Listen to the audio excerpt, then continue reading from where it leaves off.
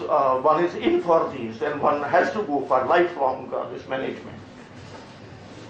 There are for nutritionists, you work on these problems. So there are some illustrative functional foods, and there are several functional foods that we can come across. You have to just venture into this area, and probably if all these or some of these conveniently they can become part of people's diet, then probably this can again become a harbinger of hope. Activity, it's a gold nugget, but it's a travesty that we are honoring this on the breach. And earlier we act very important it is. And finally, Dr. Katoch also talked about this thing, that human being is becoming indifferent. This indifference, we don't feel like talking to anyone and everyone, not even to our family members. Everybody is flowing a lonely furrow, which is grossly a bad thing. So this communication, verbal or non-verbal, this is very, very important. I talked to Dr. Meenakshi, and then I said that yes, I will utter a couplet. Earlier also I did, and then she appreciated. So we take even this death of a person. Yes, it has happened. And maybe for a day we do this thing. We regret and we express sorrow, and then we catch up with our usual activities.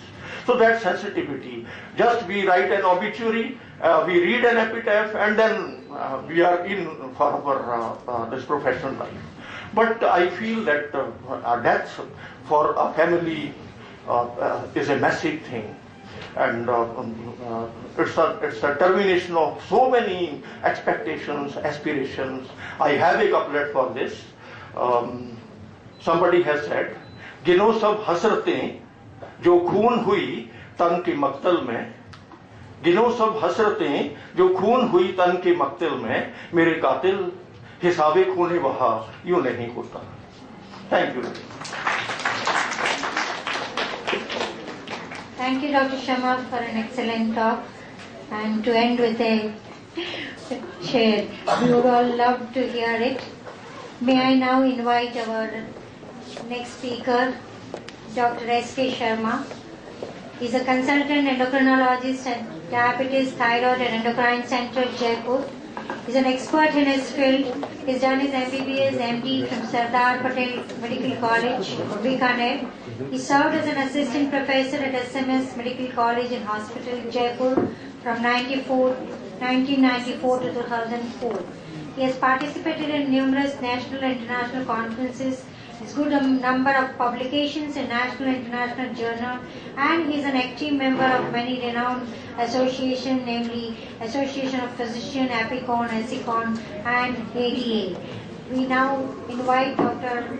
Sharma to deliver his talk on new scenario in management of diabetes. Dr. Sharma, please. Good morning. I am thankful to Department of Home Science and organizer of this conference for inviting me to share some of the ideas and science in relationship to diabetes.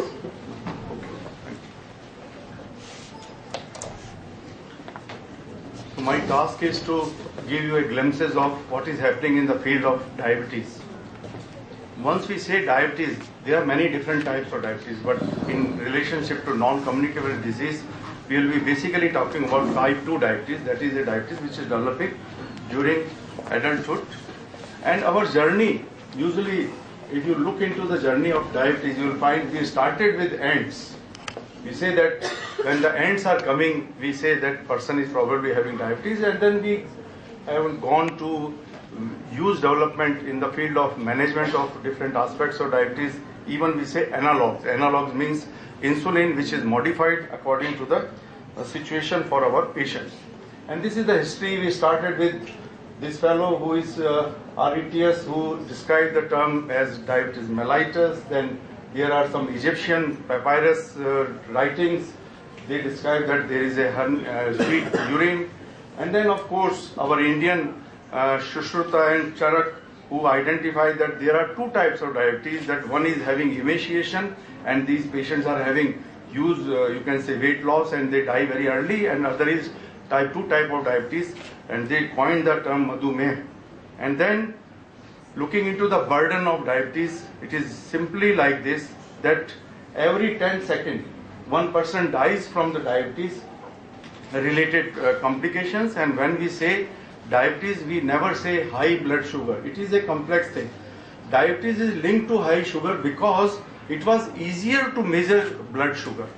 So somehow what happened, diabetes was become parallel to high sugar. But there are many other aspects of diabetes, and which are, because of this glucose centric approach, are subsided, or you can say concealed in the management. So here important thing is our patients are developing cardiovascular disease, and heart disease are the most common cause of death of a diabetic patient. Our patients are also having 2-fold to 4-fold increased risk of stroke, that is what you call LATWA. Then we are having complications in the form of retinopathy, blindness, nephropathy and renal failure, and of course decrease in sensation, neuropathy, and then patient develops ulcers, and then we have to amputate sometime because we have to save the life of the patient. Looking into the burden, we have huge number of diabetic patients worldwide, and the numbers are something like 371 million, which are going to increase like this, that 397 millions are going to be 592 million in 2035. And if you look into India, we have 65 million in 2013, and we are expected to cross more than 101 million diabetic patients in 2030. The other important thing is we have huge burden of pre-diabetes. Pre-diabetes is a condition which is in between normal and diabetes, and the conversion rate from pre-diabetes to diabetes is very high in Indian patients. This is a study which is looking into the epidemiology of diabetes and what is the control of our patients. And if you look into, you find that this is ICMR INDIAB study, and they looked into many of these states, looking into what is the you can say prevalence of pre-diabetes and diabetes, and they extrapolated the figure, and the figures were 62 million diabetic in 2013 and pre-diabetic 77 million. So indicating huge burden. Our epidemic has started in cities, but is still going to smaller towns, and now we see so many villagers developing diabetes, although we used to say that it is a disease of cities. And what is the cause? It may be because of genetic factor, or it may be because of environmental factors like our diet changing, our physical activity which is changing, or it may be a combination of gene environment risk factor combinations. If you go into a medical OPD, 20% of your adult patient above the age of 20 years will be having diabetes. So it's a huge burden, and the problem is half of them don't know that they are diabetic. These are the specific characteristics of Indian diabetic patients. We have high genetic influence. Our family history of diabetes is very, very prominent. Parents developing diabetes, and then the offsprings are developing diabetic. We have epigenetic factors, 30 gene already highlighted. We develop diabetes at a very young age. In textbook we say diabetes developing in 50s and 60s, but in India we develop diabetes at 20s and 30s. We have huge burden of gestational diabetes. This is a concept where there is an impaired glucose tolerance during the pregnancy. Lady is labeled as having diabetes during this pregnancy period, but the important thing is she becomes normal after delivery. So there is something happening during the pregnancy. There is increase in the hormone which are acting against insulin, and the insulin resistance is going high, and because of this sugar levels goes up. But after the delivery, placenta is out, those counter-regulatory hormones are now reduced, and patient becomes normal. But this is very important stage, because in this stage, if you can manage diabetes very effectively, either we can prevent the development of diabetes during gestation, or if we can manage effectively, then the problem to the mother as well as to the fetus will not be there. And if we manage that gestational diabetic patient after delivery, she will be normal, but she will be normal only for a few years, and then she is going to develop permanent diabetes after, let's say, 4 or 5 years or so. So if we can modify her behavior during that time, then we can prevent development of diabetes in that lady. Important another thing is the offspring of that gestational diabetes mother is having very high risk of developing diabetes and obesity in the later life. So that is what we say that fetal origin of the disease. So if the uncontrolled diabetes is there during pregnancy, then the newborn once grows in many years afterwards will be developing obesity and will be developing severe insulin resistance, and in adult life will be developing diabetes. We have high risk of higher plasma glucose level, particularly after the meal. We are highly insulin resistant. We are eating a diet which is labeled as highly diabetogenic, and these all things are happening with urbanization and modernization. We have younger onset, we are having poor beta cell function, we are developing diabetes at a lower BMI, so we may not be having high BMI, but we are abdominally obese. So we have high risk of, higher chances of having visceral adiposity as compared to peripheral. And very important thing that India is also the capital of cardiovascular disease. Not only diabetes, hypertension, but also because there is a common soil hypothesis that all these diseases are developing because of those common things. And among them is so many factors for the non-communicable diseases. Diabetes is a complex disease because what happens, there is a lack of 24-hour control. The patient is not showing control every day. Every time there is up and down of blood sugar. Long-term control is also very poor. Then we have complex dosing syndrome. We start with a drug, then we up-titrate the doses, and ultimately you find patients are taking a basket of medicines as the time passes. So he is having complex problem. Then cardiovascular disease develops in our diabetic patient. Patients also having liver and kidney problem as the time passes. And once you start treating them with oral drugs or with insulin, they develop hypoglycemia, that is low sugars, and they also develop weight gain. What is the reality of control of diabetes? If you look here, this is an American study, that is an enhanced study. They looked into what is the control of A1C, that is glucose control. More or less 50% patients are showing good control.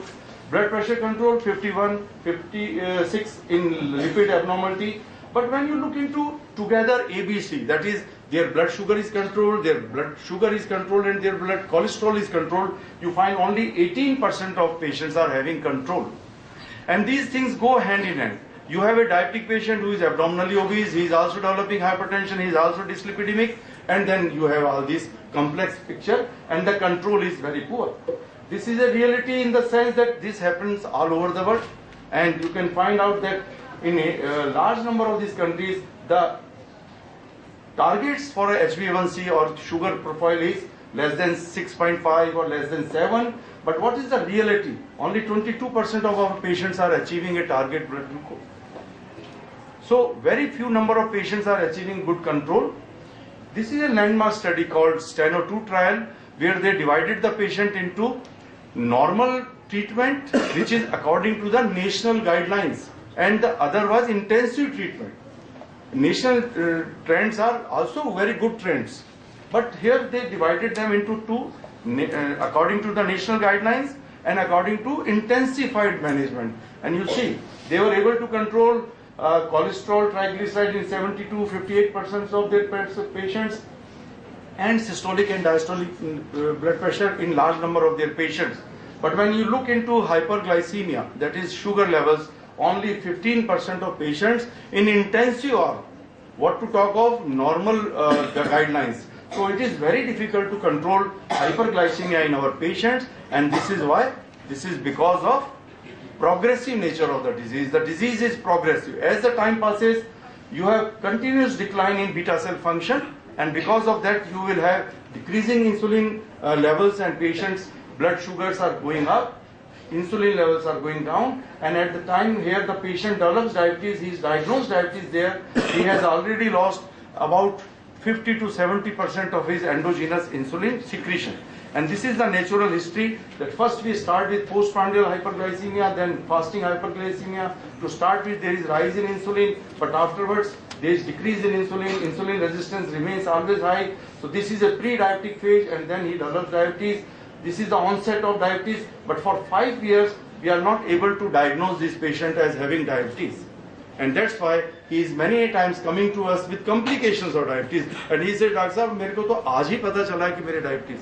Because he was diabetic, but this phase was silent for him, and he was diagnosed, and he developed microvascular complications and macrovascular complications. And macrovascular complications start far before the development of microvascular complications. And that's why we say that diabetes is a complex metabolic disease. With insulin resistance, there is impaired insulin secretion, impaired insulin resistance. There are micro and macrovascular complications. Our patients are obese, centrally obese, and they also have hypertension and dyslipidemia. So these are the risk factors, as we all know. Increasing age, family history of diabetes, unhealthy eating, overweight, physical inactivity. We as Indians are having genetic susceptibility. Patients who are hypertensive and patients who are having high past history of gestational diabetes are also having high risk of developing diabetes. We are evolving, but for the last 50 years, this evolution took something like millions of years. But in the last 50 years, 200 years or 300 years, we changed ourselves like this. And this is what we say, thrifty genotype. Our TB sizes were very large earlier, and we were used to be like this. But now things have reversed. Our TVs are very lean and thin, and we are like this. This is a scientific doctors, you can say, conference. Nobody is using stairs, everybody is using escalators. And this is how you walk the dog. And this is the most common scenario you will find in every house. A person having something to eat, sitting in front of a television. And we Indians love all these things. So we Indians are having a pattern of, when the birth is occurring, we celebrate with sweets. When somebody is having a happy birthday, you celebrate it with. Then there is marriage, you celebrate it with sweets. And somebody dies, then you celebrate with Mrityu Bhoj in the village of. So we are having diet at the center of our society. Then diabetes is a complex disease, and it is full of complications. It is a cause of blindness, it is called of stroke, it is called of heart attack, it is called of renal failure, peripheral vascular disease, and neuropathy. And these are the figures. Our diabetic patients are developing huge burden of complications. So we have huge burden of complication, and even at the time of diagnosis, our patients are having so many complications. What it indicates? We diagnose them very late. They were coming to us very late, and that's why they develop diabetes.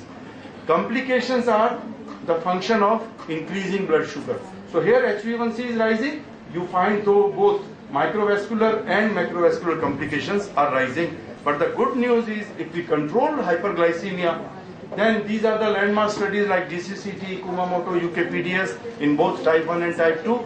If you reduce HbA1c from 9 to 7, 9 to 7 and 8 to 7, you can significantly reduce the complications of diabetes.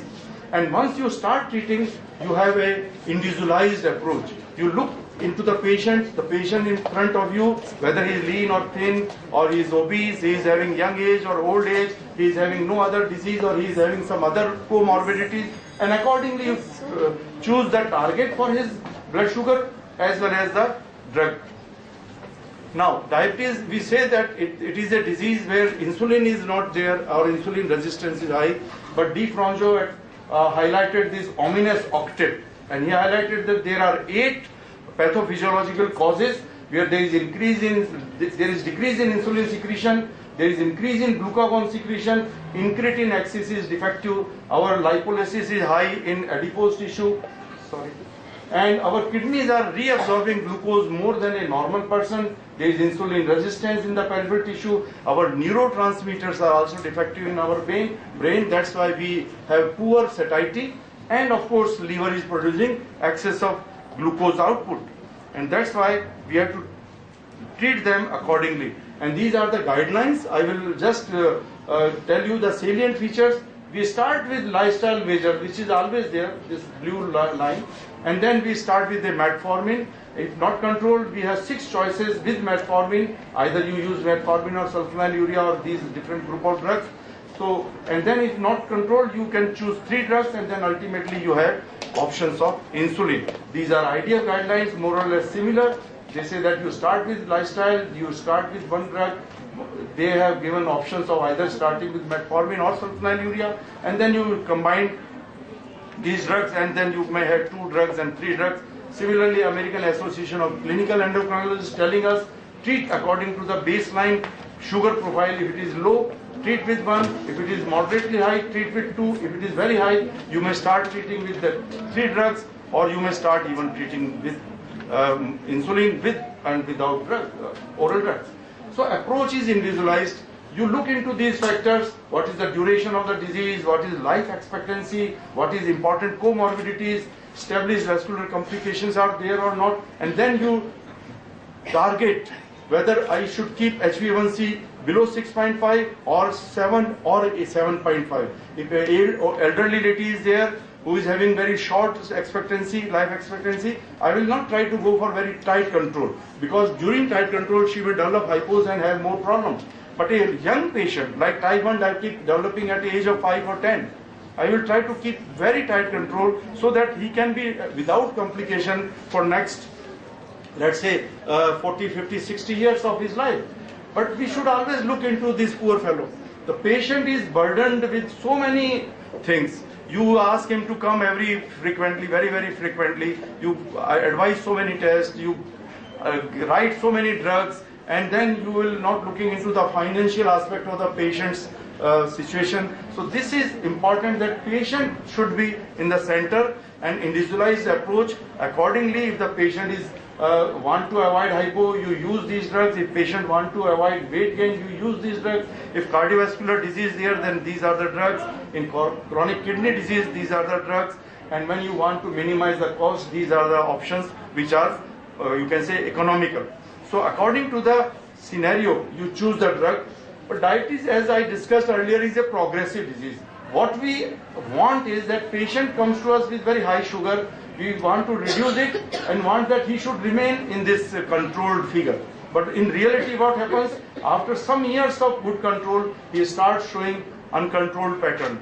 And this is because diabetes is a progressive disease. His insulin secretion is continuously going down. And for example, in many of our studies, what we have done, after 10 years of uncontrolled diabetes, we have given intensified treatment to him, to that patient. And we brought his HbA1c here. But still he is developing complication. Why? Because he has accumulated the glycemic burden for the last 10 years or so. So now patient is having 2 years or 3 years of good control. But for the last 10 or 12 years or 15 years, his control was not good, and he has accumulated huge burden of hyperglycemia, and that's why it is the cause of his complication. And that is important thing, that if you have a diabetic patient, you start treating them right from the beginning intensively, then the rate of vascular complication is like this. But once he is having up here and he is not controlled, and now you want to achieve a very tight control, then what will happen? You may reduce slightly, but still patient is having huge burden of complication.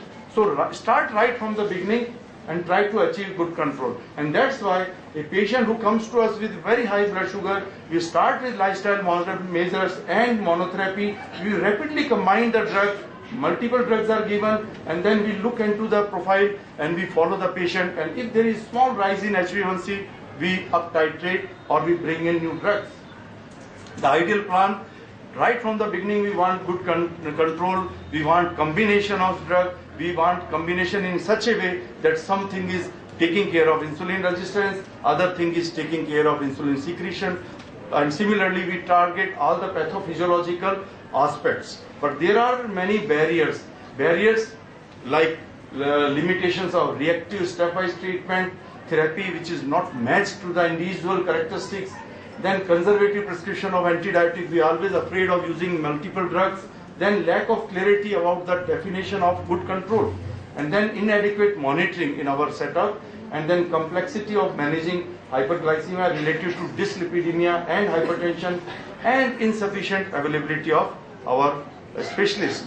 Then once you start treating good control, then what happens? Patient starts complaining of hypoglycemia and weight gain. You reduce the blood sugar profile, but hypoglycemia rate goes up. As you start up titrating the doses, the rate of hypoglycemia goes up. These are the studies where they wanted to achieve very tight control, and you can look here the number of hypoglycemic events. And hypoglycemia is not just the low sugar.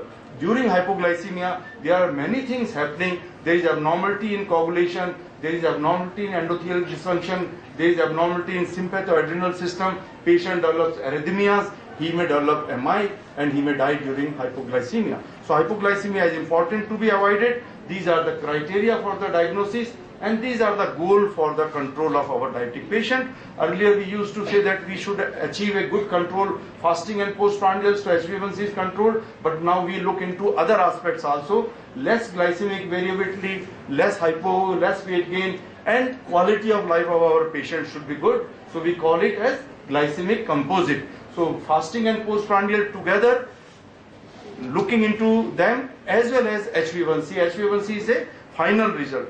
Nowadays we have so many, you can say, point of care assessment things available. Now patient is not having time for doctor.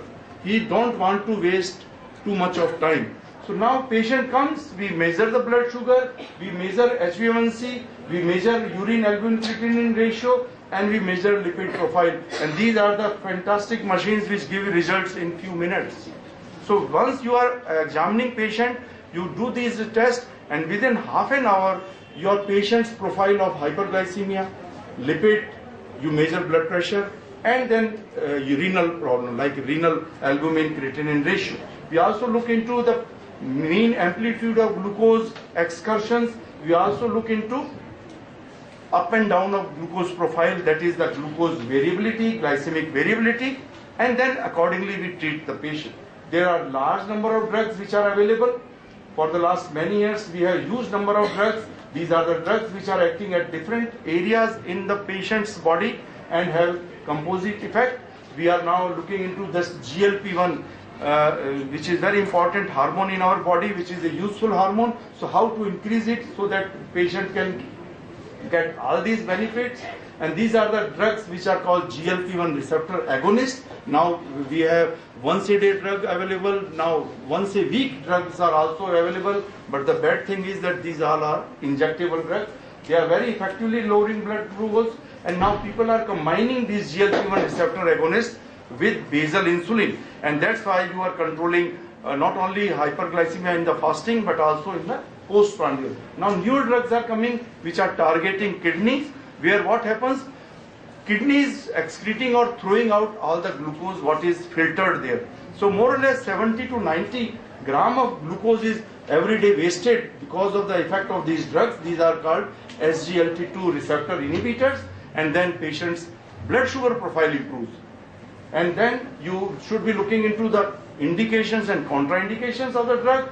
And in the last, most of our patients require insulin. This is a development of insulin history in the background. Banting and West first you can say discovered insulin on experiment with the dog, which is also now famous, Marjorie. And these are the people who looked into this development of insulin during the history. And this was the first patient, Leonard Thompson, who was given insulin in 1922, and within few weeks he became a chubby child. So insulin has saved millions of lives from 1922 onwards. This is the insulin secretion in a normal person, but once you want to mimic it, you have to have combination of insulin. Some insulins are short acting, some are intermediate acting, some are long acting. This is the structure of insulin. It is nothing but a amino acid peptide, A chain and B chain linked to each other. And what you do, you modify the insulin and develop analogs by changing some of these amino acids here and there, So their insulin becomes either very fast acting or intermediate acting or long acting. And then these insulins are, with long acting, they break down into smaller molecules and then they develop. Now we have a very long acting, 72-hour of working there, insulin degludec. Once you inject it, it clubbed itself together and a long chain is formed. And then what happens once you, there is a enlargement of this chain, and then gradual dissolution of this insulin molecule occurs, and then you have release of insulin for a very long time. Then we have mixtures of insulins are also available, and then insulin is a difficult scenario. Patient is given insulin with syringes. Now we have so many good syringes available which are painless. Then you have so many insulin delivery devices, pumps, insulin pens, all those things, insulin jet injectors, and then insulin pumps.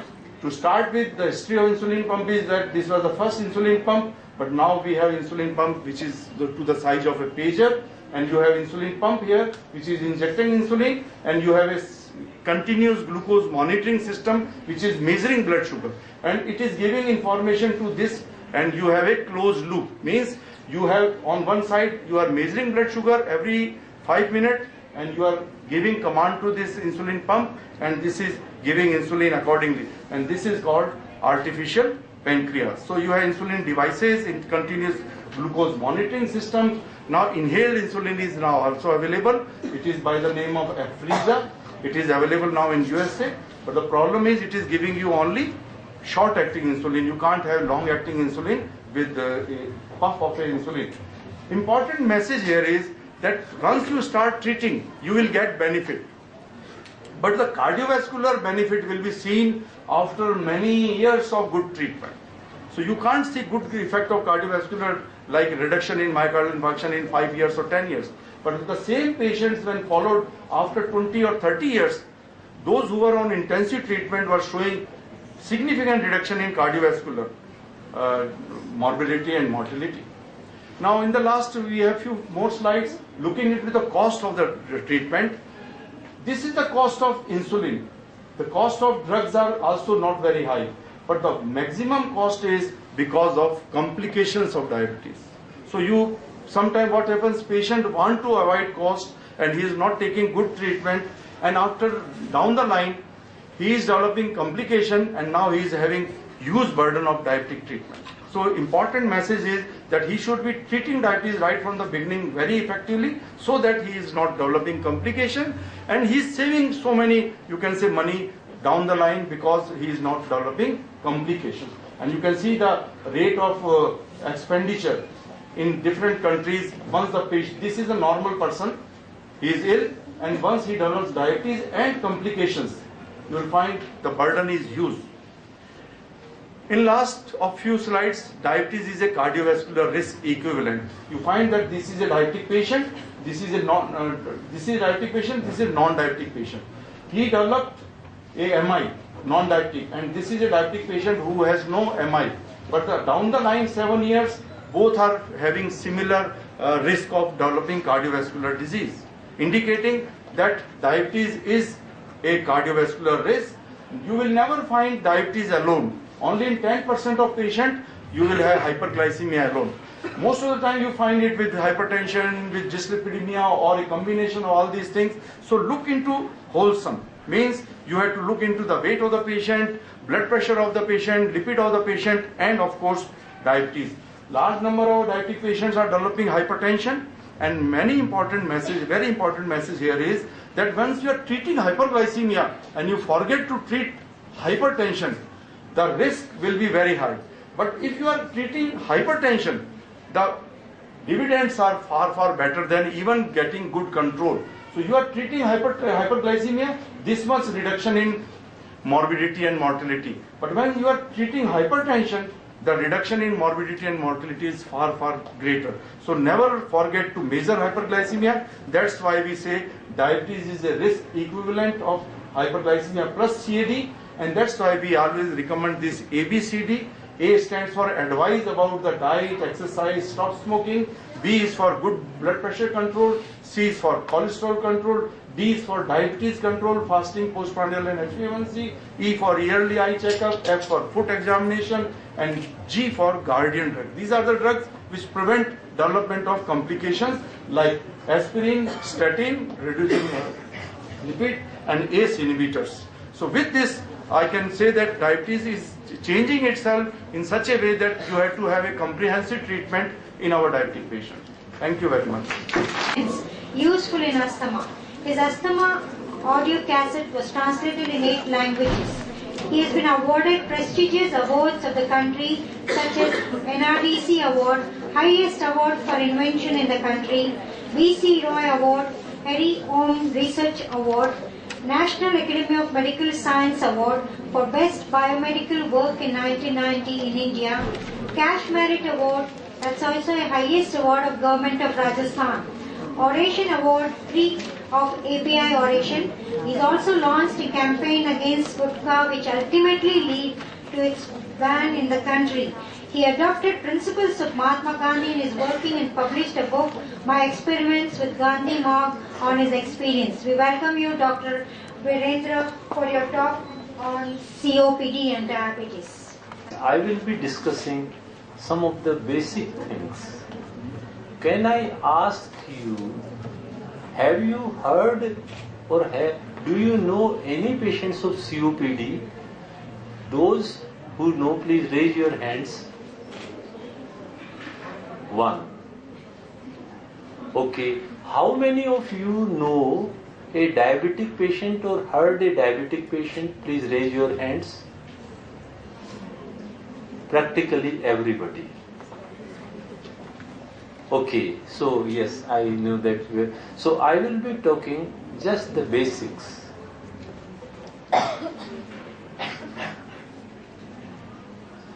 This is a scene of a remote village in Rajasthan. Some of the students who had determination and wanted to be successful in their life ran from the village. And do you know where they reached? They reached to Jaipur.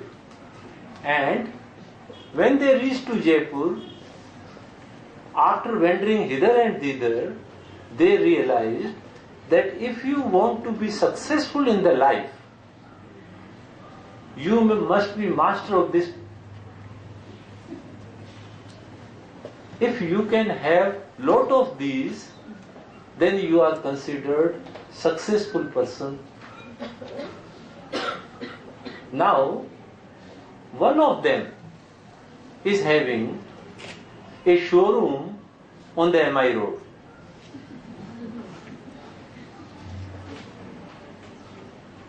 But when he reached to Jaipur, during his struggle period, he learned smoking. May I ask you what they lost? Now practically every boy of that picture is a successful man, but what they gained and what they lost. If you see here, it was this hair and this hair. The difference is obvious. They lost that clean sky and clean and pure air, and now they are forced to breathe this. Friends, what is COPD?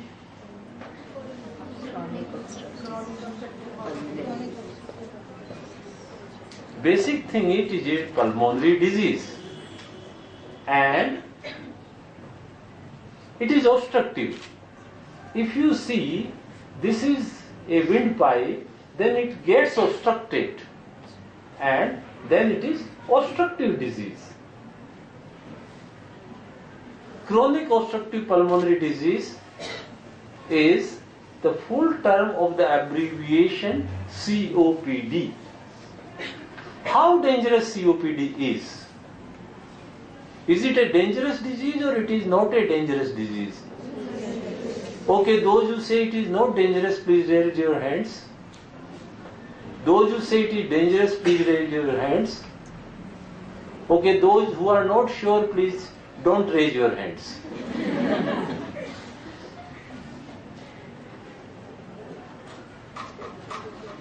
Among the population, 5% of the patients, 5% of general population suffer from COPD.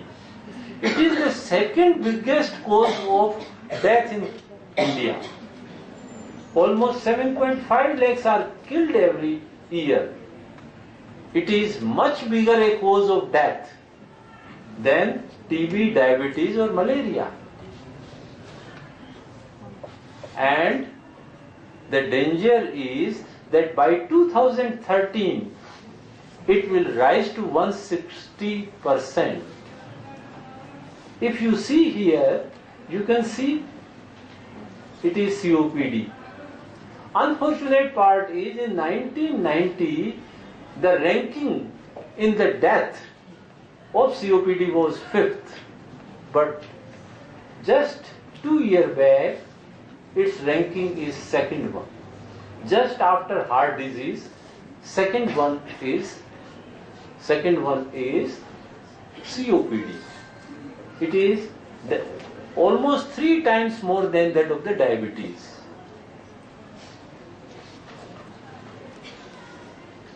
Okay, let's revise our physiology. Why we take a breath? Because our body needs almost 400 liter oxygen in 24 hours, and to supply 400 liter air oxygen to body, we ventilate almost 10,000 liter air, and our heart pumps almost 10,000 liter blood to the lungs.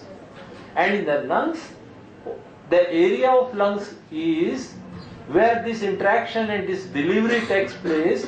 The area is 100 meter, meaning by 10 meter by 10 meter. It is bigger than this room. Everyone sitting here is having that surface area in the lung.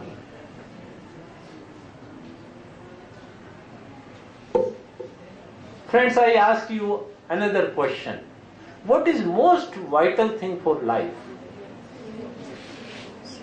Money? Air. Okay. What next? Water. What next? What next? Cell phone?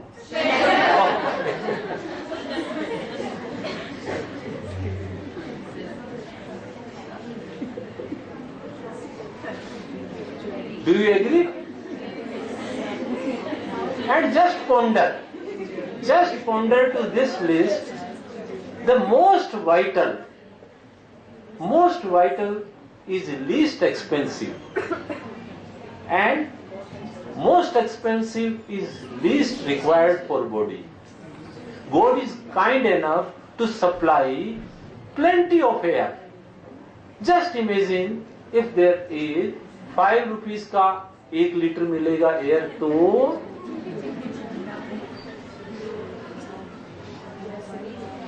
it is absolutely free.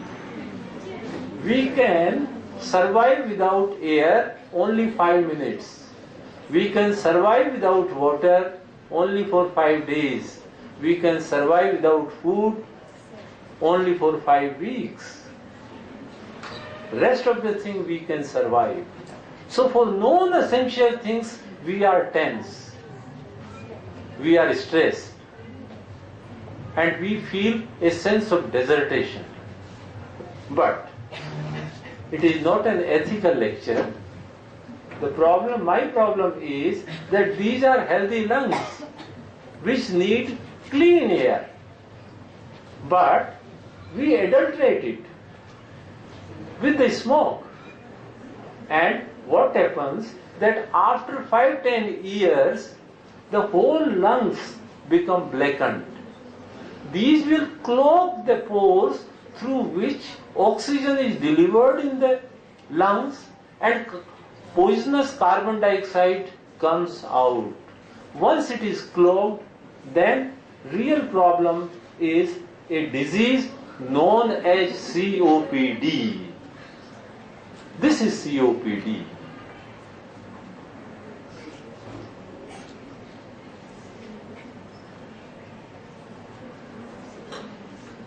If you find out no oxygen for next 10 miles, that is the magnitude of agony every patient of COPD feels.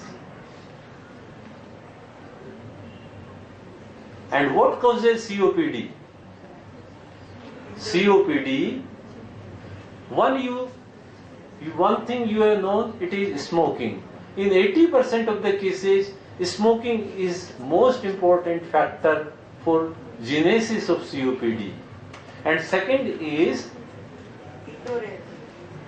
indoor air pollution caused by cooking fumes. अब आप देख रहे हैं ये, this is the color.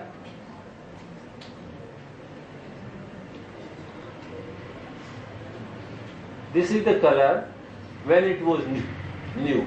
But after 10 years, there is black paint. And after 20 years, there will be a thick layer of black paint. वो गांव में कहते हैं कि भाई चाकू से खुरचो तो भी वो लेवड़ा खुरचा नहीं जाएगा. और वो लेवड़ा फेफड़ों में जम जाता है तो उसको साफ करने की कोई मशीन नहीं बनी है. Unfortunately, this lady has to face it. And this is our clean air, world class city. So we are forced to inhale. We are forced to inhale the normal pollution level recommended by WHO is less than 100. In Jaipur we are having around 200 ppm, which is an important pollutant, but we are not bothered, and that is resulting into jumping of the COPD. And we are not bothered even knowing the COPD. So at least we should know that what is COPD. In mines, dust, ये कली का भट्टा, ईट का भट्टा, mines, a person working there, dust is again an important factor. एक और एक कितने होते हैं? हाँ? क्या? 11. Yes. एक और एक 2 भी हो सकते हैं, एक और एक 0 भी हो सकता है, एक और एक 1 भी हो सकता है if you multiply. But as far as COPD is concerned, various injurious agents prove 1 and 1 11 वाला formula. This poor lady Moody get up at 5 o'clock in the morning, living in a remote village. उठते ही ये खाना बनाती है बेचारी इस धुएं के अंदर, and then she works on a bhatta. She goes there and again inhale dust. Then she works as a laborer to a contractor, and contractor is usually very strict. They don't allow a rest. And what is the way of getting rest? Bidi P रहे हैं. वो कहते हैं अरे क्या कर रहे हो, काम करो, बैठे क्यों? तो वो ये कहेगा साहब बीड़ी पी क्या है. अच्छा अच्छा अच्छा. So it is accepted norm with contract. अच्छा अच्छा अच्छा कोई बात नहीं, पी के जल्दी आ जाना. और अदरवाइज की भाई थक गया रेस्ट करो, क्या क्या थक गया चल. तो वो she has to take more and more BDs because human endurance also has a limit, and it is said that beyond 40 degrees Celsius, if you work manually, involved in hard work, in 1 hour 30 minutes you can work, 30 minutes you have to rest. That is the basic physiology. Those are the recommendations of labor load.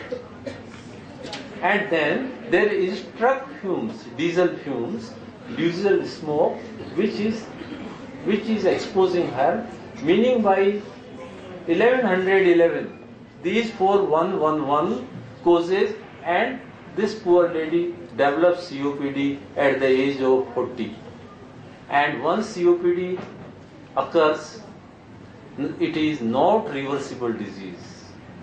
And if injurious agents are still exposed, then the patient has to fight for breath. Oxygen is the only thing. And then if carbon dioxide level also increases in the blood, in that scenario, it is the ventilator machines, BiPAP machines, which is to be provided at home, which is quite expensive. And the scenario is that this class of patients are usually in the category of poor. What are the complaints? Sputum, breathlessness and cough. Bringing out phlegm, then breathlessness and cough. These are cardinal symptoms of a COPD patient. And you can see this is normal airways, this is shrunken, and this is sputum is coming out. Secretions due to inflammation, these are oozing out. But in our country, usually diagnosis is quite late. Do you know why? We carried out a study, and very interesting fact emerged that in rural areas, usually when coughing is there, ladies usually don't spit because there is no place to spit out. So they swallow. And when they come to a doctor and we ask, आपको बलगम आया था? नहीं. अरे आया होगा ना, बोल तो रहा है नहीं. She is right, क्योंकि उसने स्पिट ही नहीं किया. And what about the males? You still in Rajasthan, वो पर्दा प्रथा अभी भी गांव में काफी है. तो when a male member goes inside the haveli, then he coughs. तो वो it is a warning signal to females कि भाई आ रहे हैं पर्दा कर लो. And then, but what action it is? It is called khankara. And louder is khankara, dhakad is the personality. And in khankara, usually he cough, brings out phlegm, and he swallows. So when I ask, doctor like me ask, कि बाबा आपके बलगम आया था? नहीं. So diagnosis is very late. And what is the agony? 24 hours, 7 days, 365 days for many years. It is progressive reduction in lung capacity. None of medicine can stop. And which thing is most helpful in a COPD patient? What is that? Stop smoking. Stop smoking is the most important single therapy which is very valuable in a patient having COPD. How many of you have a family member who smokes? Please raise your hands. Okay, couple of you. So you should try to persuade that person to quit smoking.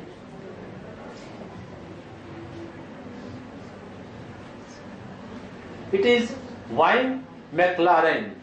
He was a famous man who had advertised the world-renowned cigarette, Marlboro. This was the person. At the age of 30, a robust young man, and the age of 51, while doing advertisement for Marlboro, he had free access to the cigarettes, so he smoked a lot, and ultimately it resulted into this picture. How to make diagnosis? A simple spirometer. You have to blow out as hard as you can, and then we calculate out that what is the percentage of FEV1 you are having. Based on that, diagnosis of COPD is made. And fundamental is that we should stop trigger exposure. That does mean smoking must be stopped. Traditional kitchens, if we can't do anything, at least exhaust fan we can put. Vehicle pollution we should take seriously. And occupational dust exposure, yes, there must be strict implementation of rules. And usually a question which is universally asked by a COPD patient is, how long I have to continue treatment? And my reply is lifelong, otherwise life will not be long. Many times there are exacerbations and then there is remission. At the time of remission, symptoms are minimal. And people think that it's better I should stop. Because doctor साहब तो देंगे ही दवा. But that is not the thing. Okay. In the summary, I ask,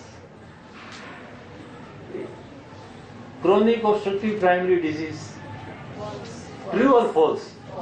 Yes, it is pulmonary disease. Very good. COPD is second most important cause of death in India. Earlier name of COPD was chronic bronchitis. Smoking is the most important factor in causation of COPD.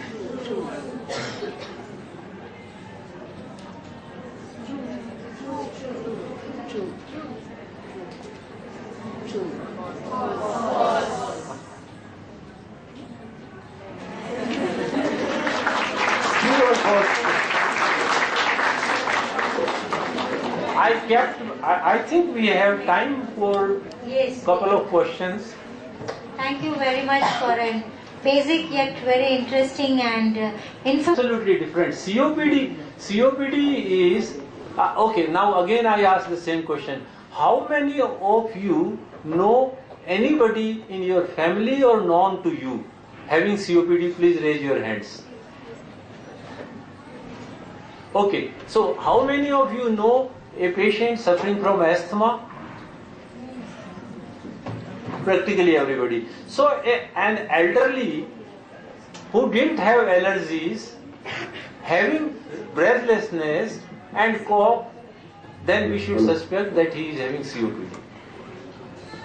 That is the fundamental. जो बोलते हैं ना दमा, तो दमा एक तो allergy का हो गया, वो एस्थमा है, एंड एक दमा वो एल्डरली में स्मोकिंग और उसकी वजह से जो कि majority of rural people have उनमें. Yes, now childhood asthma, it is allergic in nature. And usually patient is not only a child, but it continues in almost 50% of children. It goes into remission at the age of 14-15, but subsequently after 10-15 years, in majority of them also it returns back. So what kind of treatment is given for? अच्छा, वो COPD के अंदर one complications we should check, like infection. So immunizations is given. Then bronchodilator therapy is given. Similar inhalers which are given to asthma patient, those are effective in COPD patients as well. So that is, and then in more serious patient it is nebulizer. Yes, please. So can pranayams help in this, in curing COPD? Actually, it helps. We have done a study which was published in Lancet, and in that we have shown that if we do pranayam and breathing exercises, it is useful. Not only pranayam, breathing exercises, even a simple walk for 2-3 kilometers, that is quite useful in COPD. what's the use of this steam inhalation and putting some herbs like ginger and all these into it? जैसे अपने घर की नाली के अंदर कचरा आ जाता है, उसको अपन साफ कर देते हैं. In the similar way, if we inhale steam, then it clears the phlegm, and it is beneficial in selected number of patients in selected condition wherever there is stagnation of phlegm. Like I just wanted, for the sake of students, that this putting ginger and such things, because they contain certain antioxidants, phytochemicals, so can it be doubly benefit? Research has shown that anything you put in the steam is equivalent to steam of pure water. It doesn't have added benefit. Sir, for the benefit of this crowd, nutrition fraternity, would you like to add importance of nutrition in management of COPD? देखिए, nutrition basically अभी जैसे सुरेंद्र बता, doctor S के Sharma was telling, he was very right. जब हम लोग student थे तो क्लास के अंदर सब दुबले दुबले होते थे, और एक जो थोड़ा सा प्लस होता है उसको मोटू का नाम दे देते थे, और उस जमाने का मोटू आज का सबसे दुबला पतला बच्चा है. What is the reason? Reason is simple. If I take my self, we were 6 brothers and sisters. My father was an IAS officer. Despite of that, एक आम आता था तो उसकी एक फांक तीसरा हिस्सा हमें मिलता था, और आज एक बच्चा आम मांगता है, हम 3 देते हैं. तो ये जो एटीट्यूड है, ये it has made whole of the difference. And एक मोटी सी चीज याद करनी है मोटापे के लिए. वो क्या कि आप उतनी रोटी खाइए जितने किलोमीटर रोजाना घूमते हैं. फिर बाकी क्या करें? बाकी भूख लगे तो फल और सलाद खाइए. अक्सर मैं मेरे पेशेंट से पूछता हूँ, आपका तो ये वजन बहुत ज्यादा है, 80 kg है, 90 kg है, 1 क्विंटल है, तो वो कहते हैं साहब ज्यादा खाते? बोले नहीं खाते. तो फिर मैं ये कहता हूँ कि आपने स्कूटर में कितना पेट्रोल डलवाते हो? तो बोले जितना चलाते हैं. फिर मैंने कहा भी आप कितना चलते हो? तो हम तो नहीं चलते साहब, 3 दिन तो गए थे सेंट्रल पार्क में. तो मैंने कहा 4 दिन क्या आपने रोटी बंद की थी क्या? वो नहीं खाया तो बराबर. तो इसलिए ये मोटी है, not exact but just self guidance के लिए. And in COPD patient if you take lot of fruits and leafy vegetables, those are very useful. So how about an adult patient who has a lot of phlegms, and normal person who has a lot of phlegm but then doesn't have any cough problem? So that is something to do with allergies then? Lot of phlegm can be due to many conditions. It may be COPD, it may be bronchiectasis. Without coughing. Cough is not very important. It may be asthma. There may be lot of phlegm condition. Usually bronchiectasis produces lot of phlegm. Bronchiectasis is other condition, other respiratory condition. Okay, any last question? Yes, please. Yes, बेटा आप पूछो. आपने तो वो आवाज तेज होगी, बुलंद. अपने आप को इंट्रोड्यूस करिए please. Hello sir, myself Hafsa Durrani, and my question is that sir, TV पे ऐसे कई एड्स आते हैं जिसमें होता है कि स्मोकिंग ये दवा छुड़वा सकती है, कोई च्युइंगम और ऐसा भी कुछ ऐड आते हैं टेलीविजन पर. तो वो क्या सच्ची में इफेक्टिव होते हैं, और इफेक्टिव होते हैं तो उसमें ऐसा क्या रहता है, और क्या सीओपीडी से रिलीफ मिल सकता है? बेटा, most effective medicine lies between 2 years. It is your commitment and determination. And the second thing is, yes, those who are having dependency sort of thing, for them Nicotex, Nicogum, those are given for short period, 4-5 times up to 1 month, 3 times next month, like that. But sustained persuasion to keep commitment strong, that is very important. And I because I have been given a gift. I wish to present a gift to ICG as well. आप में who is most senior most I can.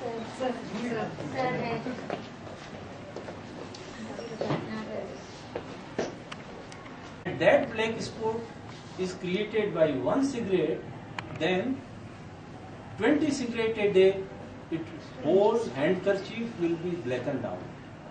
So usually इसका असर पीने वालों पे तो नहीं होता, बट जो नहीं पीने वाले हैं उन पे जबरदस्त होता है.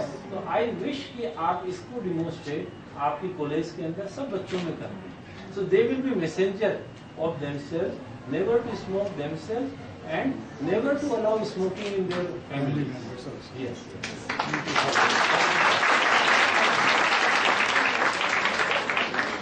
So where do you get this? Very excellent. Thank you so much, Okay, sir. thank you. ये हमने ही बनवाया है. But actually my two daughters who are also doctors, they have invented it. Dr. Shitu Singh and Dr. Nishta Singh.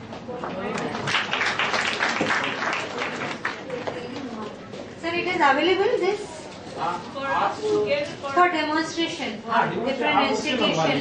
I'll give free of course. For institution, medical college, we can do. Yes. Thank you so much. Okay. Thank you. Thank Thank you. you very much. मेरा वो pen drive This is like this. pen drive. Just to have an idea about like this.